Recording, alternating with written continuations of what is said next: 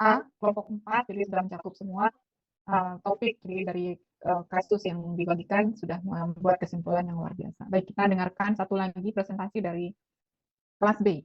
Saya undang volunteer dari kelas B.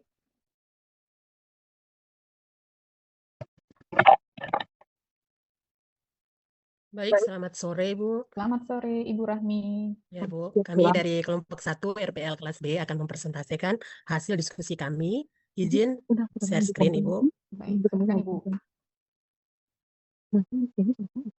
Apa di sini apa ya? Udah nggak ada teman-teman. Nah, udah sini belum ada pulang aja bentar. Baik, Ibu, teman-teman semua, kami dari kelompok 1 akan mempresentasikan hasil diskusi kami tentang kasusnya Ibu Lani. Adapun kasus Ibu Lani ini dengan usia 26 tahun, G2 P0, minta maaf ya, P0 A1. Ini nama anggota kelompok kami, ketua kami Ibu Asriana, saya sendiri Rahmi Nurhati Arsyad, yang ketiga Ibu Ayu Kusumawati, Francisca Yosefina Bita, Maria Yunita Serenberia, Maria Goreti Eroina, Emanuela Benakian, Katarina Prudensiana Boleng, Maria Gabrielin Liwus, Siti Fairus Rahman Korebima, Justina Erlinsiana Daram, Cecilia Sabu Bali. Jadi dari kelompok kami, izin Bu, kami meringkas kasus dari Nyonya Lani ini dari data subjektif dan objektif. Itu yang pertama, identitasnya Nyonya Lani 26 tahun, G2 P0 A1, usia kehamilan kurang lebih 31 minggu, keluhan, nyeri pinggang bawah, terus skala 5, selama 1 minggu, memberat saat duduk lama, dalam posisi dia bekerja sebagai penjahit. Terus riwayat pernah keguguran 1 tahun, lalu terus sudah dilakukan kuretase. Yang berikut data klinisnya, tensinya 120/70 mmHg, janin tunggal hidup, DJJ-nya 142 kali per menit, normal. Masalah di sini adalah Nyonya Lani gangguan kenyamanan akibat posisi statis saat bekerja. Di sini kelompok kami efektivitas prenatal yoga untuk Nyonya Lani ini dengan yang pertama pertanyaan yaitu apakah prenatal yoga dapat membantu? Jawaban kelompok kami ya, sangat efektif.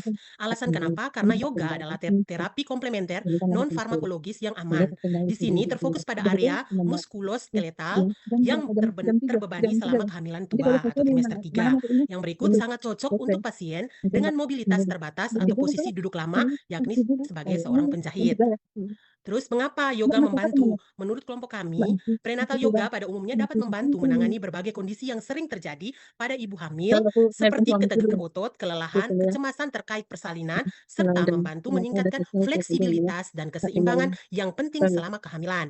Yang berikut mekanisme kerjanya. Yang pertama, peregangan atau stretching, melepaskan ketegangan pada otot erector spinae dan area lumbal 2-3. Penguatan di sini stretching, yaitu memperkuat otot panggul dan memperkuat untuk menyangga beban janin.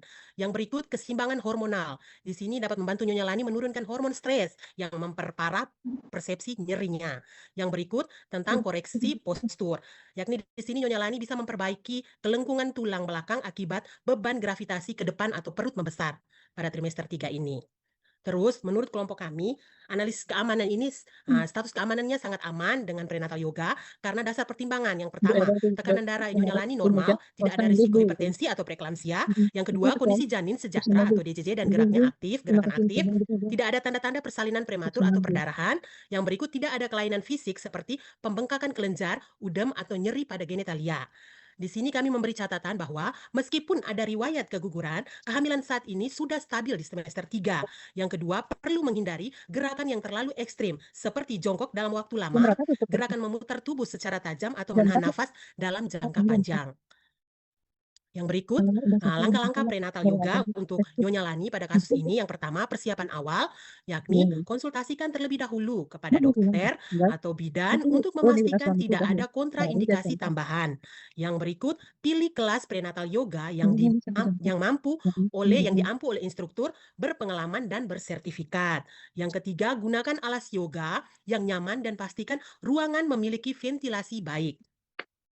Langkah-langkah prenatal yoga berikutnya yaitu yang pertama, pusat perhatian atau centering, yaitu pernapasan dalam untuk relaksasi otot polos. Yang kedua, pemanasan atau warm up, fokus pada mobilitas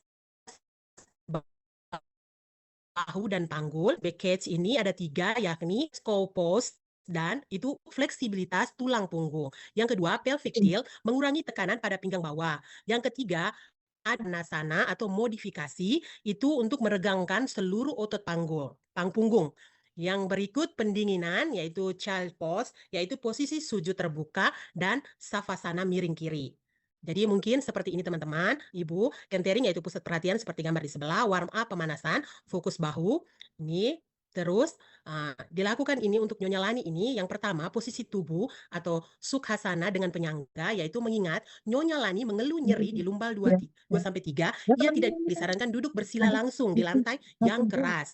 Instruksi, duduklah di atas blok yoga atau bantal yang agak keras lutut. Ini akan mengurangi tekanan pada tulang ekor dan punggung bawah. Yang kedua, posturnya tegakkan tulang punggung seolah ada benang yang menarik ubun-ubun ke langit-langit, namun bahu tetap rileks dan tidak terangkat. Yang kedua, teknik pernapasan atau dirga pranayama itu karena Nyonya Lani sedang merasa tertekan dengan banyak orderan, pernapasan dalam sangat penting untuk menurunkan hormon stres Nyonya Lani. Yaitu yang pertama, instruksinya letakkan satu tangan di perut dan satu tangan di dada, tarik napas melalui hidung, rasakan perut mengembang, lalu dada terangkat. Buang napas perlahan-lahan melalui hidung. Fungsinya menenangkan pikiran dan mulai menghubungkan batin ibu dan janin. Yang berikut, fokus koneksi atau bonding. Di sini instruksinya, pejamkan mata, bayangkan setiap tarikan napas memberikan oksigen dan ketenangan kepada janin. Saat membuang napas, bayangkan rasa nyeri di pinggang dan beban pikiran pekerjaan luruh ke lantai. Afirmasinya ucapkan dalam hati, tubuhku kuat, punggungku nyaman, bayiku sehat. Mengapa centering penting untuk Nyonya Lani? Bagi kelompok kami yakni yang pertama, relaksasi otot statis. Sebagai penjahit, ototnya terus-menerus dalam kondisi kontraksi ringan. Centering memberi sinyal pada otak untuk menghentikan pola kontraksi tersebut. Yang kedua, transisi mental, yakni membantu Nyonya Lani beralih dari mode bekerja atau menjahit ke mode merawat diri. Yang ketiga, kesadaran tubuh atau body awareness, yaitu Nyonya Lani akan mulai merasakan bagian mana yang paling nyeri sehingga ia lebih berhati-hati saat melakukan gerakan cat cow atau pelvic tilt nanti. Terus yang kedua, warm up. Ini neck stretch-nya itu perenggangan leher yang tadi gambar bahu teman-teman, yaitu posisi menunduk saat menjahit seringkali menyebabkan ketegangan yang menjalar hingga ke punggung bawah. Gerakannya duduk tegak, miringkan kepala ke kanan hingga telinga mendekati bahu. Tahan 3 napas, ulangi sisi kiri kemudian tundukkan kepala ke depan. Manfaatnya melepaskan ketegangan saraf kranial yang terhubung ke sepanjang tulang belakang. Yang kedua, shoulder rolls. Itu putar bahu, gerakan putar bahu ke arah depan 5 kali dan ke belakang 5 kali dengan lingkaran besar. Manfaatnya membuka rongga dada pernapasan lebih dalam dan mengurangi beban pada punggung atas. Yang ketiga, seated side stretch atau peregangan samping, yaitu gerakan sambil duduk, angkat tangan kanan ke atas dan miringkan tubuh ke kiri. Ya, teman-teman, rasakan peregangan dari ketiak hingga pinggang samping, ulangi sisi sebaliknya. Terus manfaatnya ini menciptakan ruang di antara tulang rusuk dan membantu mengurangi tekanan pada saraf di area pinggang Ibu Lani. Yang keempat, seated cat cow atau modifikasi duduk. Sebelum melakukan cat cow, posisi merangkak, lakukan versi duduk agar pinggang tidak kaget. Gerakannya itu letakkan tangan di lutut, tarik napas, busungkan dada ke depan dan lihat ke atas, buang napas, lengkungkan punggung ke belakang sambil menunduk. Manfaatnya ini mulai memobilisasi cairan sendi di tulang belakang secara lembut. Yang kelima, wrist kite twist atau putar pergelangan tangan. Sebagai penjahit, pergelangan tangan Nyonya Lani sering bekerja berat, sehingga gerakannya putar pergelangan tangan ke arah dalam dan luar. Manfaatnya mencegah kaku sindrom carpal tunnel yang sering terjadi pada trimester 3. Jadi tips khusus untuk Nyonya Lani ini, mengingat Nyonya Lani memiliki keluhan nyeri pinggang skala 5. Ingatkan beliau, melakukan gerakan secara perlahan. Jika merasa pusing atau nyeri tajam, segera kembali ke posisi netral. Gunakan bantal sebagai alas duduk saat pemanasan agar posisi panggul lebih nyaman. Jadi ini teman, seperti saya jelaskan tadi, cat cow pose seperti ini, pelvic tilt-nya seperti ini. Terus cat cow pose ini cara melakukannya untuk ibu hamil. Yang pertama, satu posisi awal mulai dengan posisi merangkak. Pastikan pergelangan tangan sejajar di bawah bahu dan lutut sejajar di bawah pinggul. Buka lutut selebar panggul untuk memberi ruang bagi perut. Jadi cow pose ini tarik napas lembut, biarkan perut sedikit turun ke arah lantai. Jangan terlalu dipaksa, angkat dada dan arahkan pandangan ke depan atau sedikit ke atas. Fokuskan pada peregangan punggung atas. Cat pose, ini buang napas perlahan, lengkungkan punggung ke arah langit-langit seperti kucing, masukkan tulang ekor dan arahkan pandangan ke arah perut atau di antara lutut. Ulangi lakukan gerakan ini secara mengalir, mengikuti irama nafas sebanyak 5-10 kali.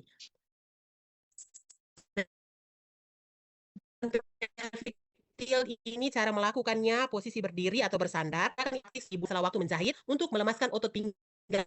Posisinya yang pertama, berdiri tegak dengan punggung bersandar pada dinding atau cukup berdiri dengan kaki dibuka belakang memanjang. Gerakan kedua, saat membuang napas, kencangkan otot perut dan bokong lalu dorong panggul ke depan sehingga bagian pinggang yang melengkung menjadi rata atau menyentuh dinding jika Anda bersandar.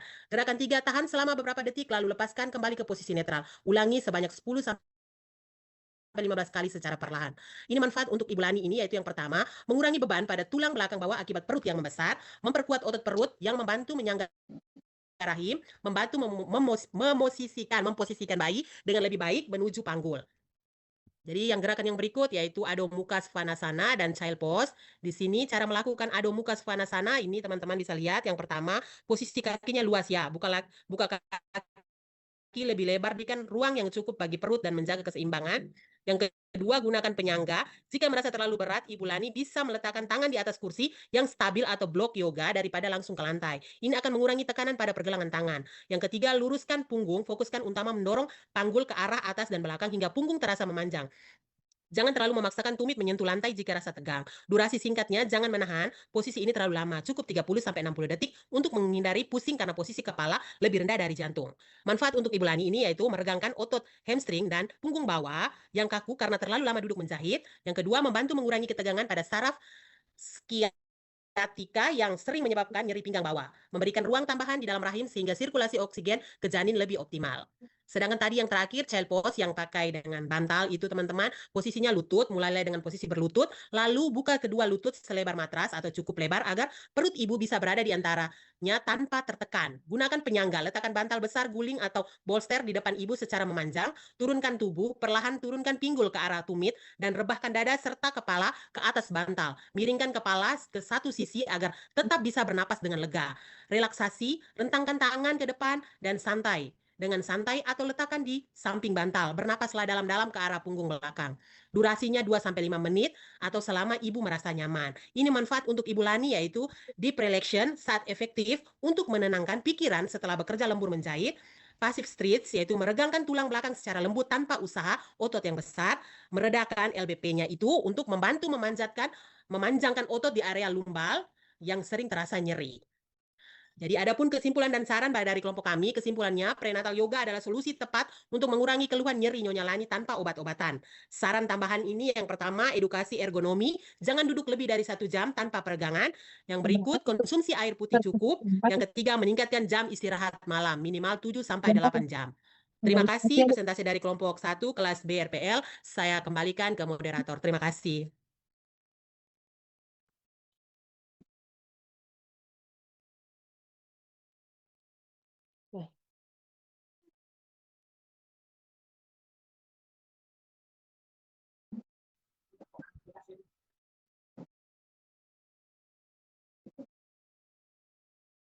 Baik, terima kasih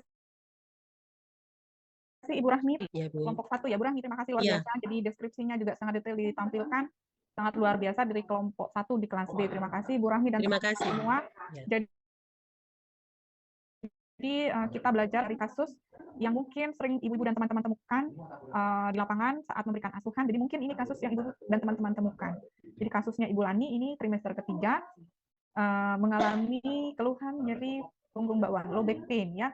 Untuk Ibu Lani ini di trimester ketiga mengalami low back pain, itu memang sering keluhan yang dirasakan. Dan berdasarkan kasus ini teman-teman semua sudah membahas terkait dengan prenatal yoga, karena hari ini kita membahas prenatal yoga sebagai bagian dari asuhan komplementer yang didasarkan pada budaya setempat yang ada di Bali. Ya. Terima kasih semua, sudah sangat luar biasa. Saya yakin kelompok yang lain pun sudah menyusun dengan sangat baik. Saya harapkan nanti Stephen tolong dikumpulkan tugas yang sudah diselesaikan oleh teman-teman semua, dimasukkan di drive, nanti bisa dibagikan ke saya sebagai bahan penilaian untuk topik ini.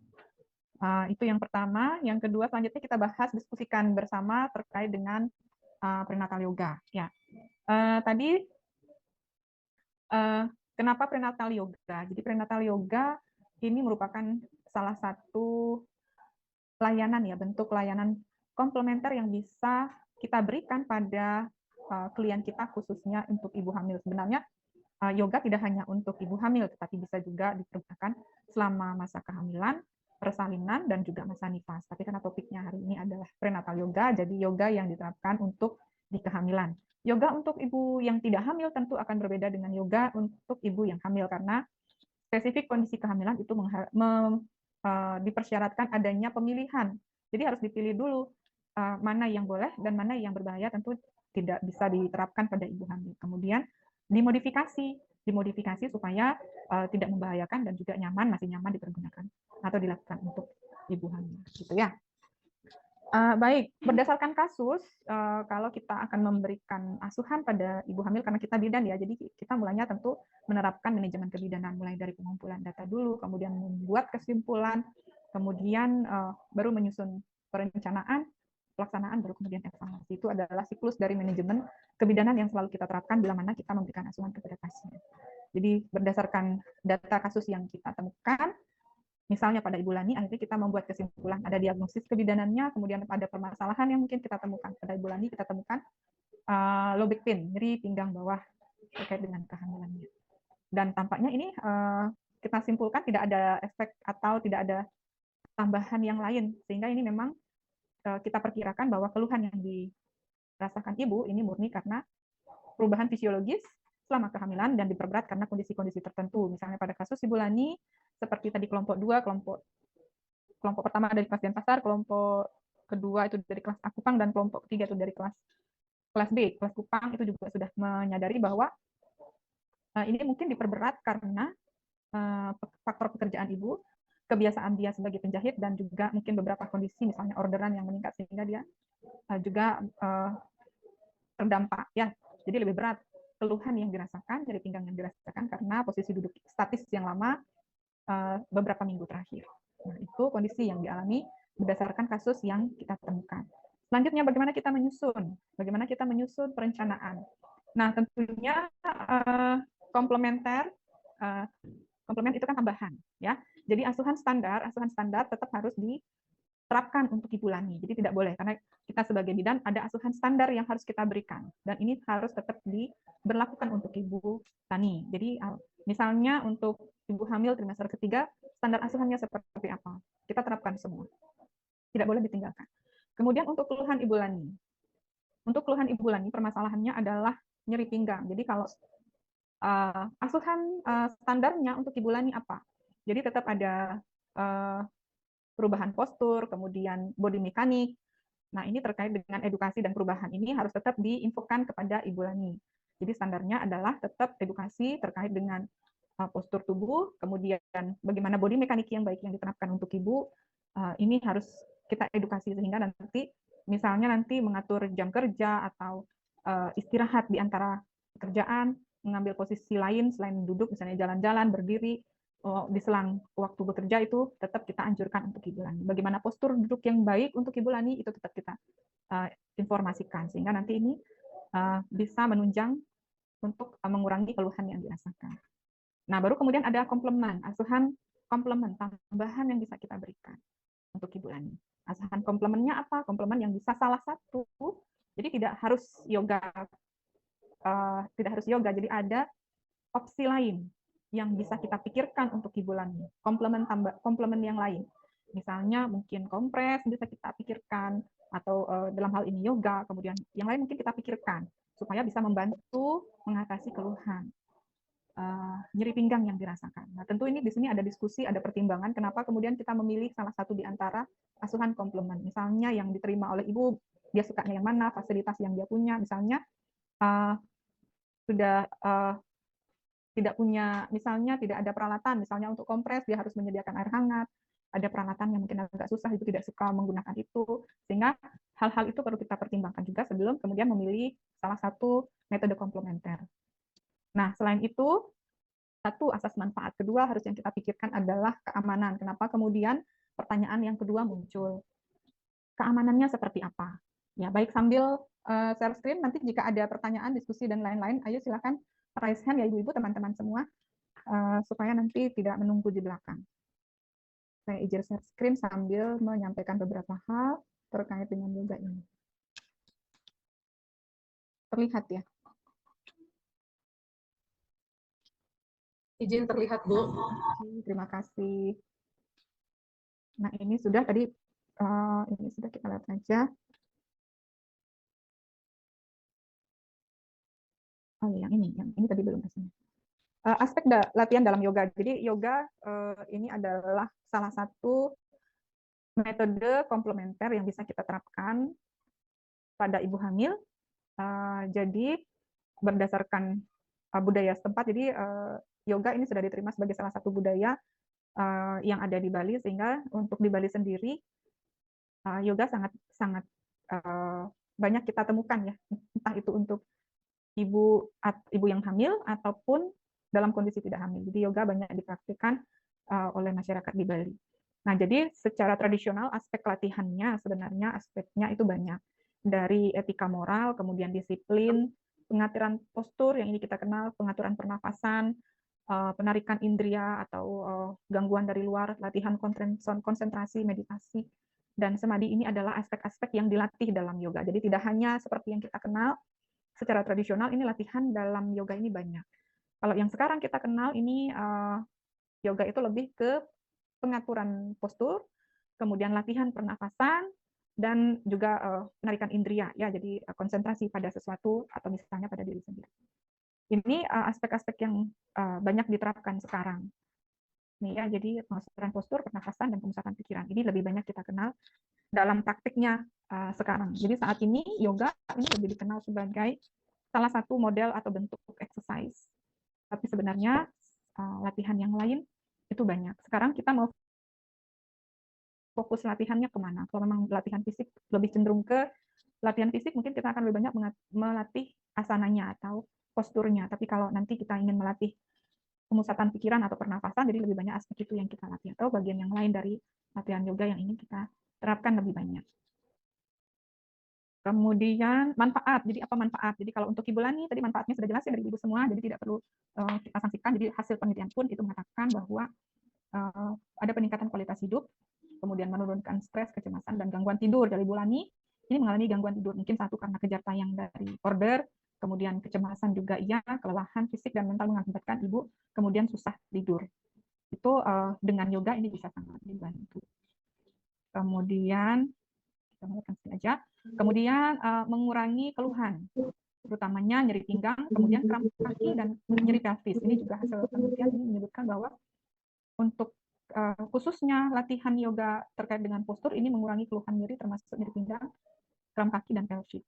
Ya, jadi kalau tadi stres dan kecemasan itu banyak dibantu dengan latihan pemusatan pikiran, kemudian latihan pernafasan, tapi untuk keluhan-keluhan yang bersifat fisik ini banyak dibantu dengan postur, ya, lebih dominan ke latihan postur tubuhnya.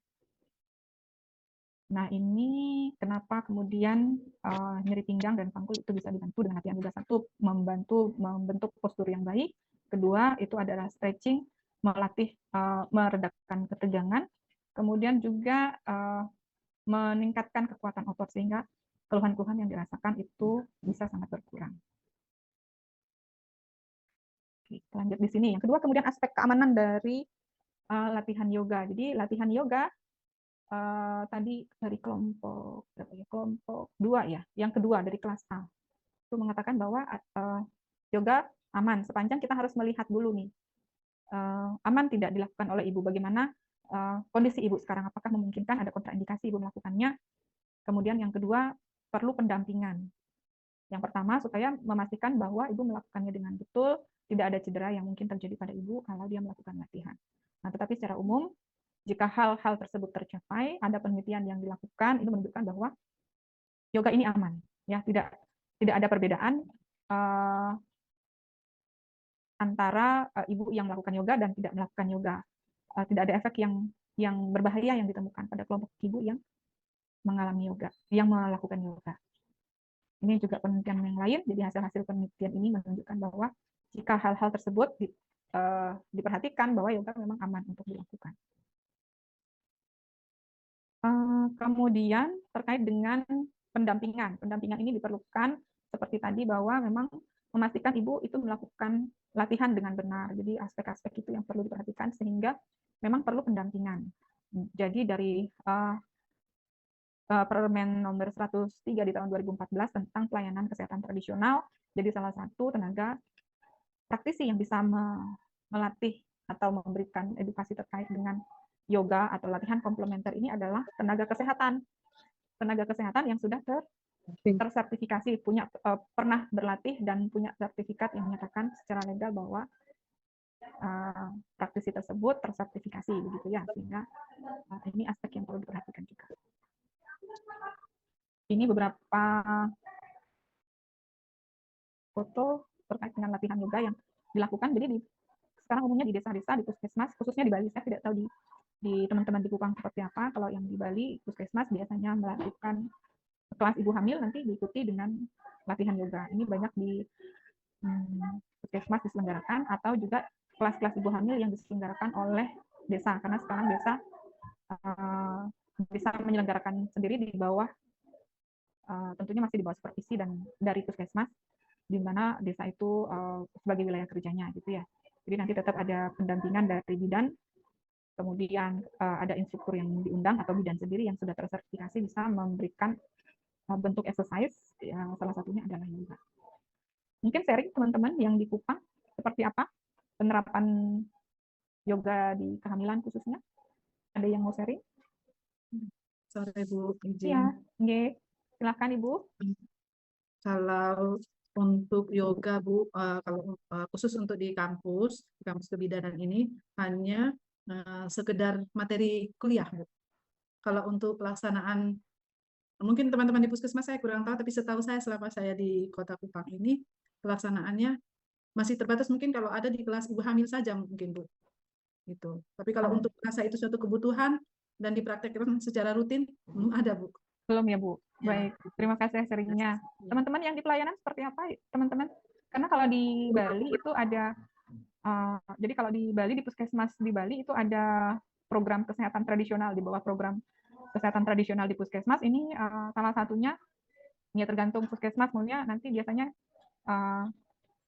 salah satu program yang diambil misalnya yoga atau herbal, nah seperti itu, tergantung dari kesiapan dari masing-masing puskesmas. Biasanya punya kesehatan tradisional yang mana yang ingin dikembangkan di puskesmas tersebut. Jadi beberapa puskesmas secara rutin di sini menyelenggarakan seperti ini, atau di desa juga bisa. Jadi ini sudah banyak dilakukan, khususnya untuk ibu hamil. Tapi untuk yang tidak hamil pun ini banyak yoga center yang tersebar. Jadi warga yang menginginkan untuk latihan yoga ini bisa datang ke yoga center. Bahkan kami ada Car Free Day di Denpasar, itu juga sering dilakukan latihan secara gratis. Jadi banyak yang datang ke situ bisa latihan, ikut latihan secara gratis, ada instrukturnya.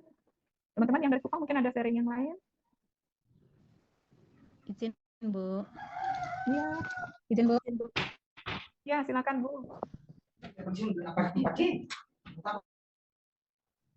Ibu Francisca ya. Selamat siang Bu. Nah, izin sharing Bu. Kebetulan yoga ini kalau di daerah kami, puskesmas di Kabupaten Flores Timur, memang kami belum terpapar dengan yang namanya yoga Bu. Sehingga selama mengikuti perkuliahan di RPL Denpasar ini, saya sangat bersyukur karena mendapat materi kuliah tentang budaya Bali, tentang komplementer dan juga yoga dan lain-lain ini, sehingga dengan harapan kami setelah mengikuti perkuliahan ini mungkin kami bisa lebih mendalami mata kuliah ini, sehingga nantinya setelah habis perkuliahan kami bisa terapkan di daerah kami Bu. Karena kebetulan ini materi baru buat kami dan kami di sini memang belum diperkenalkan sama sekali tentang yoga prenatal Bu. Mungkin itu sharing dari saya Bu. Makasih. Ya, baik, terima kasih. Jadi senang.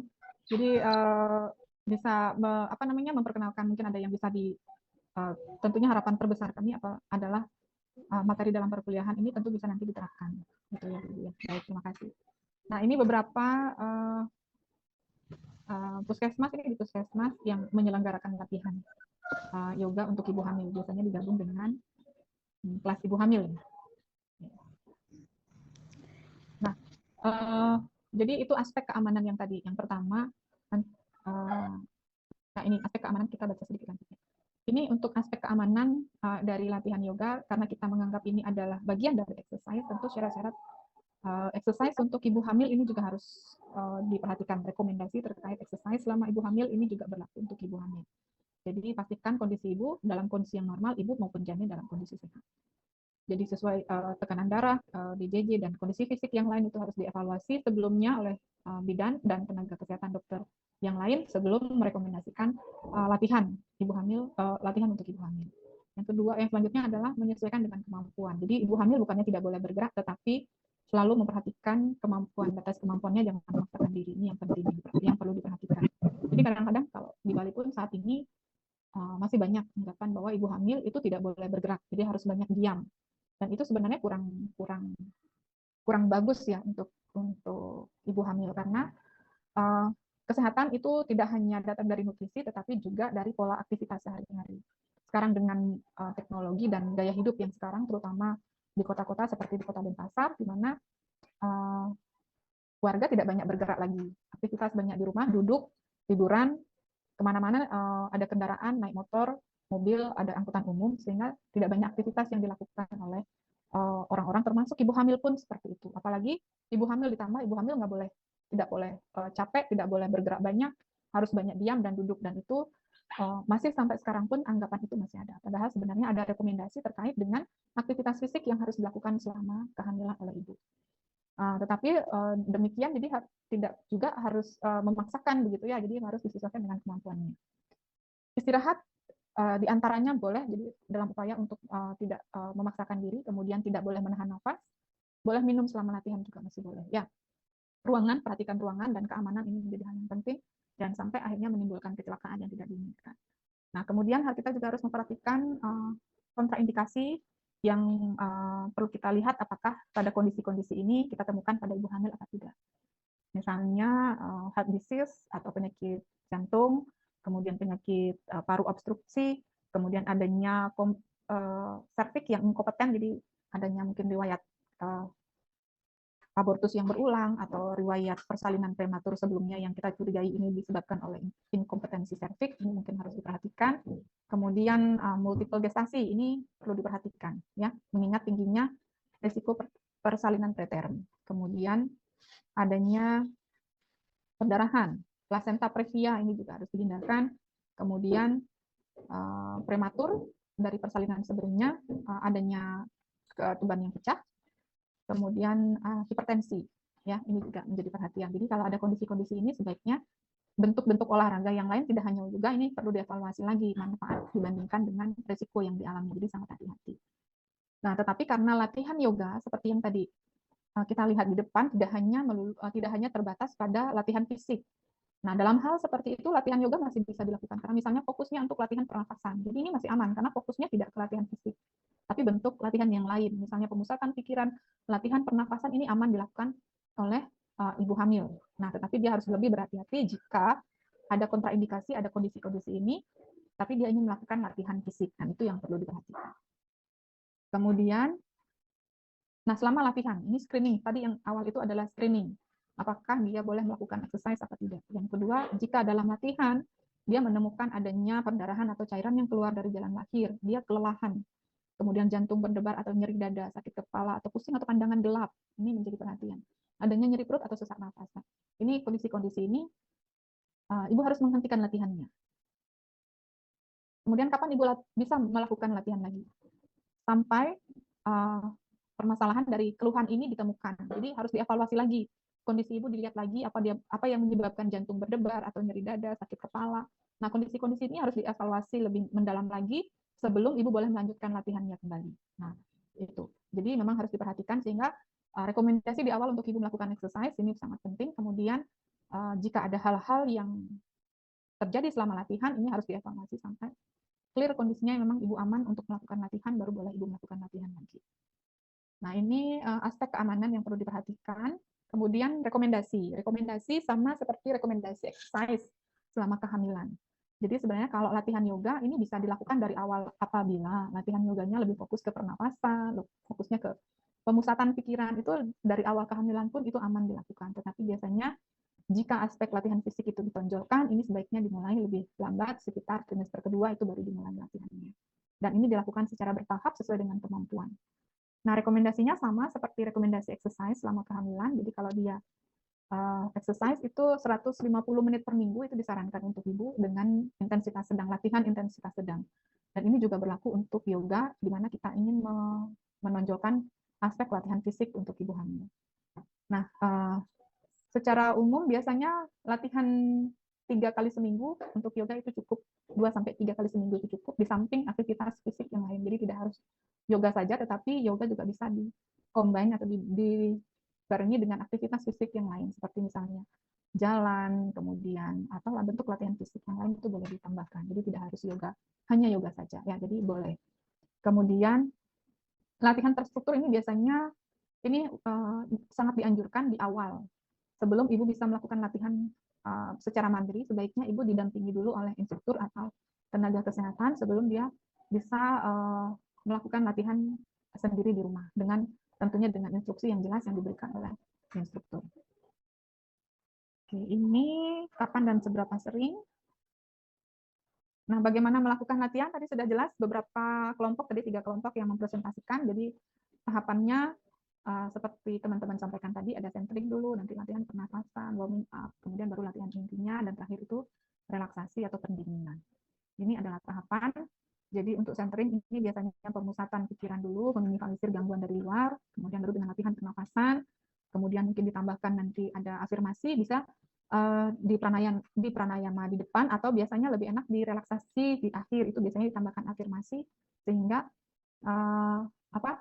diperoleh manfaat tambahan. Jadi ini yang tidak ada pada latihan atau exercise, bentuk-bentuk exercise yang lain, karena dalam yoga ini banyak aspek yang ditambahkan. Jadi tidak hanya latihan fisik, tetapi memperoleh manfaat dari pemusatan pikiran, memperoleh manfaat dari latihan pernafasan, dan juga afirmasi yang ditambahkan selama latihan. Jadi plus-plusnya dari yoga, gitu ya. Kemudian, nah, jadi tujuan yoga prenatal ini tergantung dari kondisi yang ditemukan pada ibu. Contohnya pada kasus Ibu Lani tadi, keluhan utamanya adalah nyeri pinggang. Jadi latihan yoga ini difokuskan untuk mengurangi keluhan yang dirasakan. Tadi teman-teman sudah sangat baik, jadi memilihkan beberapa bentuk latihan yang cocok, utamanya di latihan inti ya. Jadi kalau yang lain tetap sama, misalnya centering tetap sama, pernafasan, kemudian warming up. Nah, latihan inti yang sekarang kita pilihkan sesuai dengan manfaat yang ingin didapatkan dari kondisi ibu. Misalnya pada kasus Ibu Lani, kita ingin mengurangi keluhan disesuaikan dengan kondisinya. Ini asana kemudian dipilih yang mana yang sesuai untuk mengurangi keluhan. Jadi masing-masing pengaturan postur itu biasanya punya manfaatnya masing-masing. Sehingga itu dipilih, disesuaikan yang mana yang sesuai untuk ibu. Tapi sebenarnya di luar keluhan seperti Ibu Lani, yoga itu juga sangat baik. Walaupun tanpa keluhan, ibu bisa tetap melakukan yoga untuk mendapatkan manfaat secara maksimal untuk meningkatkan kesehatan fisiknya. Satu, mungkin bisa mencegah, karena sebelum terjadi keluhan nyeri pinggang, kita kuatkan dulu ototnya, kita perbaiki sirkulasinya, kita perbaiki bentuk atau postur tubuh ibu, sikap dalam duduk, berdiri, itu kita perbaiki sehingga bisa mencegah. Itu. Kemudian bentuk exercise untuk meningkatkan kekuatan fisik, karena selama hamil kita juga mempersiapkan nanti di persalinan. Misalnya latihan untuk merelaksasikan atau membuka otot panggul bagian depan, bukan otot ya, membuka panggul atas, kemudian pintu bawah, yang mana latihan ini kita bisa latih selama di kehamilan. Kemudian selain itu juga latihan pernafasan yang kita siapkan nanti kita latih secara khusus, itu juga bisa diterapkan nanti di persalinan. Kemudian latihan fisik ini penting, karena kenapa kemudian sekarang banyak agak susah persalinan perbedaan persalinan saat ini dengan persalinan yang mungkin zaman ibu atau orang tua kita dulu ya.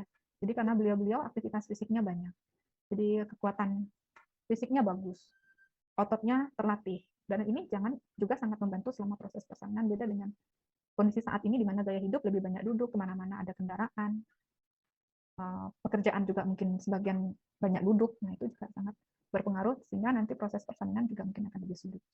Dan dengan yoga kita bisa memaksimalkan itu untuk melatih otot-otot yang diperlukan nanti selama proses persalinan.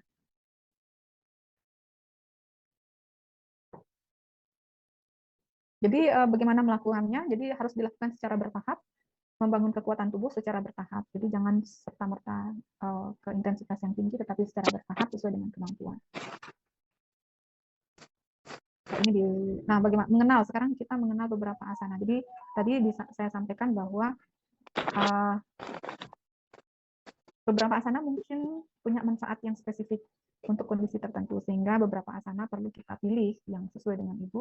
Kemudian juga kita perlu modifikasi sehingga ini aman dilakukan oleh Ibu hamil. Standing asana, jadi beberapa asana yang dalam posisi berdiri, itu misalnya Tadasana, Ardha Hastasana, Utkatasana, Uttanasana, Ardha Uttanasana, dan selanjutnya. Kemudian kalau dalam posisi yang duduk, nanti kita kenal lagi yang lain lagi. Nah, contohnya ini yang dalam posisi berdiri, ini Tadasana.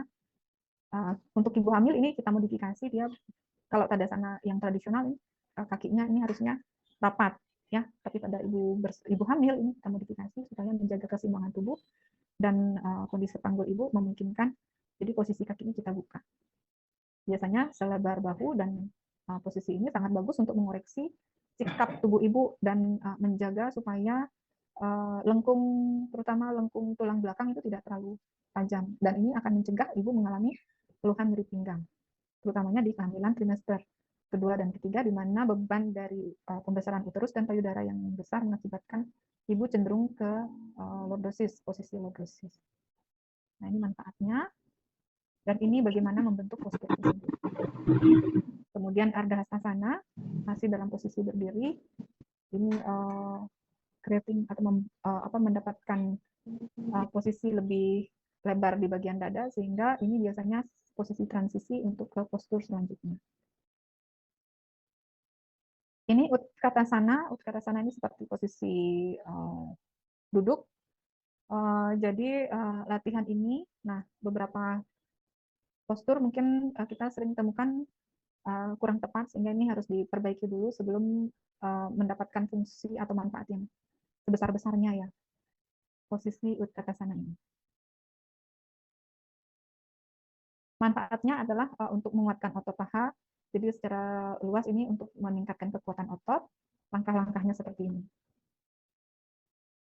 Ini Wirabhadrasana 1 dan 2, ini juga melatih kekuatan. Wirabhadrasana 1 seperti ini, manfaatnya adalah meningkatkan kekuatan, meregangkan dan keseimbangan tubuh, memperkuat otot kaki, lengan, bahu, dan punggung. Kemudian peregangan pada betis dan juga pada tubuh bagian atas. Ini Wirabhadrasana 1. Sedangkan Wirabhadrasana 2 ini manfaatnya untuk sama meningkatkan kekuatan dan stamina, keseimbangan tubuh juga, fleksibilitas, memperbaiki sirkulasi, dan meningkatkan konsentrasi.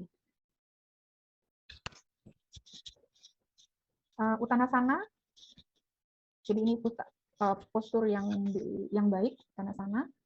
Jadi punggungnya lurus, ya. Jadi ini kesalahan-kesalahan yang sering dilakukan pada pose ini. Manfaatnya mengurangi rasa tidak nyaman di perut, kemudian menguatkan otot punggung, juga bisa mengurangi kelelahan fisik dan mental, kemudian memperbaiki sirkulasi pinggang dan punggung. Ini manfaat utama yang dirasakan dari pose Uttanasana. Kemudian, nah untuk ibu hamil, Uttanasana itu dimodifikasi, kakinya itu dibuka selebar panggul, jadi begitu kita lipat perut tidak terhalang oleh posisi kaki. Jadi ini modifikasi yang bisa kita lakukan. Ini manfaatnya adalah melatih kekuatan otot punggung, kemudian juga mengurangi keluhan nyeri pinggang dan punggung. Sedangkan Ardha Hastasana, halfway lift, biasa disebutkan seperti itu, ini posisi transisi ke posisi sebelumnya, juga untuk membuka dada, creating space di areal dada. Oke. Kemudian untuk posisi duduk, beberapa posisi duduk yang sering dilakukan untuk ibu hamil, ini tadi beberapa contohnya adalah Adho Mukha Svanasana, Brahmanasana atau table pose, Chaturanga, Diuttasana, Anjaneyasana, dan lain-lain. Jadi beberapa postur yang sering dilakukan dan memiliki manfaat besar untuk ibu hamil, biasanya beberapa pose seperti yang saya sebutkan tadi, ya. Ini Brahmanasana, posisi table, ini ketiga kelompok yang tadi juga menyinggung pose ini, jadi memang sangat baik untuk mengatasi keluhan nyeri dan pinggang. Jadi karena manfaat utamanya itu melatih kekuatan utamanya di daerah pinggang, jadi otot-otot punggung dan pinggang ini dilatih dengan pose ini. Kemudian Bilitasana. Bilitasana ini yang ini, ya, Bilitasana tadi cat cow pose, ya, tadi juga disinggung oleh teman-teman di 3 kelompok yang presentasi tadi. Ini juga manfaatnya melatih di samping table itu juga melatih cat cow pose, juga melatih kekuatan otot-otot di daerah punggung dan pinggang. Ini langkah bagaimana melakukannya. Selanjutnya CELPOS. CELPOS ini juga latihan yang bagus untuk mengurangi ketegangan pada areal pinggang dan punggung. Ya. Jadi membuka ketegangan pada simpul-simpul otot di daerah panggul, kemudian di pinggang dan juga di punggung. Sehingga hal ini sangat bagus dilakukan apabila menemukan keluhan seperti keluhan pada kasus tadi pada ibu dan bayi. Ini bagaimana melakukannya. Kemudian adu muka sonasana. Oke, baik. Selanjutnya, ini beberapa lagi yang lain. Silakan nanti dibaca lagi beberapa pose yang bisa diterapkan untuk ibu hamil. Kemudian dipilih-pilih yang mana yang disesuaikan dengan kondisi yang dialami oleh ibu, sehingga memang memberikan manfaat yang sesuai dengan kondisi ibu yang sekarang. Itu saja mungkin yang bisa saya sampaikan. Mungkin ada diskusi dari teman-teman semua. Ada lagi diskusi?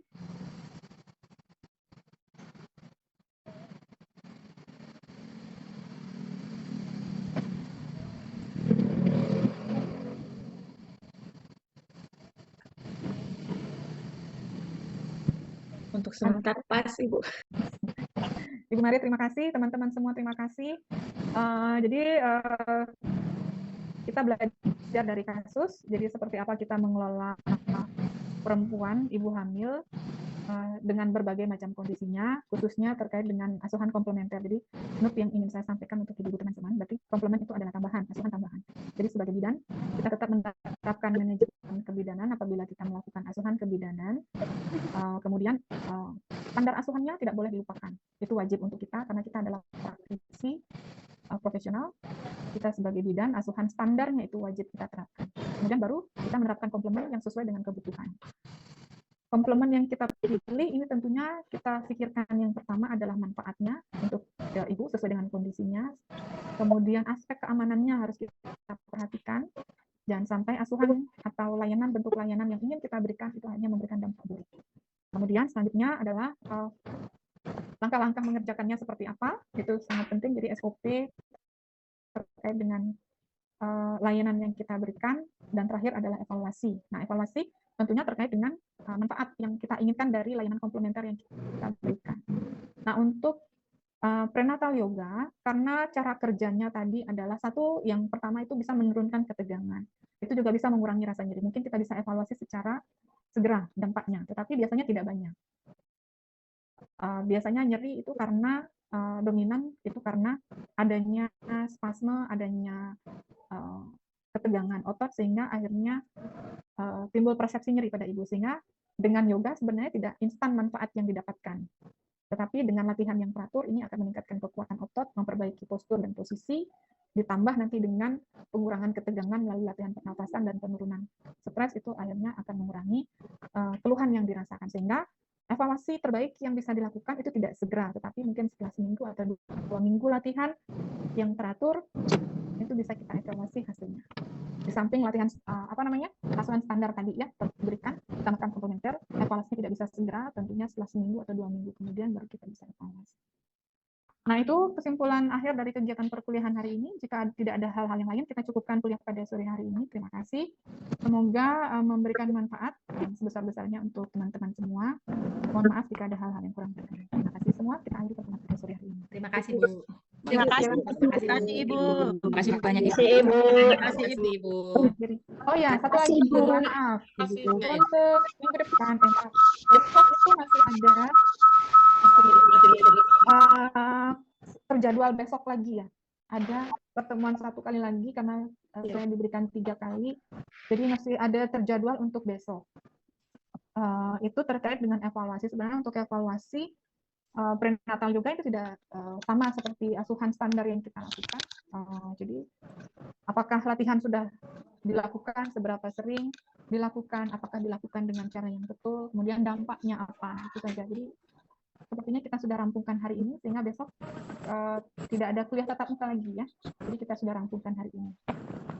Ada diskusi mungkin, ada masukan dari teman-teman? Ibu izin Bu mau bertanya. Ya. Itu tadi kan tugas kami sudah kerjakan, jadi belum ada link tugasnya Bu yang mau dikumpulkan itu. Oh oke, baik. Link tugas nanti saya bagikan saja ke salah satu tadi ibu yang Ya, ke kakak Elok saja, Bu. Boleh. Ya, nanti silakan chat ke saya. Nanti saya bagikan link untuk pengumpulan tugas. Baik, Ibu, terima Ya, kasih. baik. Terima kasih.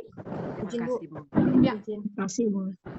untuk yang di RPS ini itu sampai hari Kamis Ibu. hari Kamis, sebentar, saya buka dulu.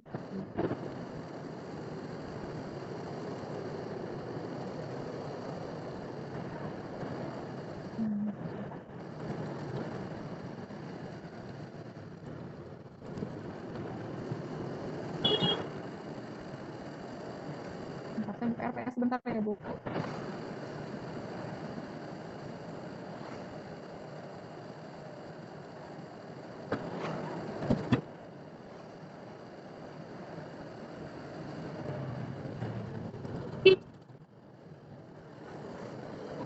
Oh, di hari Kamis ini belajar mandiri, Bu. Jadwalnya belajar mandiri sampai di hari Kamis. Jadi strukturnya adalah kuliah tatap muka, kemudian penugasan terstruktur dan belajar mandiri. Di hari Kamis ini terjadwal untuk belajar mandirinya dan hari Jumat. Oke Bu. Ya, Terima kasih. gitu ya, Bu Salma ya. Oke Bu. Iya. Jadi di hari Kamis dan hari Jumat itu terkait dengan kegiatan pembelajarannya adalah belajar mandiri. Jadi pendalaman materi pertemuan pada hari ini. Gitu? Oke, Bu? Ya, baik. Ya, Bu, sudah. Ya Ibu, terima kasih Bu. Baik, terima kasih. Kalau Baik, tidak ada Ibu, lagi, terima kita kasih. cukupkan Terima kasih, perkuliahan Bu. hari Baik, ini. Ibu, terima kasih. Terima kasih, Bu. Selamat sore, Bu. Terima kasih, Ibu. Selamat sore. Oke Ibu. Jambe. Oh, orang masih banyak pokoknya petres ini pun. Mesti keluar. Rina, aku dengar udah afirmasi positif. Iya, dia gagal po dari tadi tuh. Tapi saya lupa foto. Saya sibuk itu tuh jadi. Ini Tuhan. Tenang saja, saya foto. Kita rasa engkau terhibur dan tiap suara atau sampai? Iya, jadi saya baca nih Tuhan nih.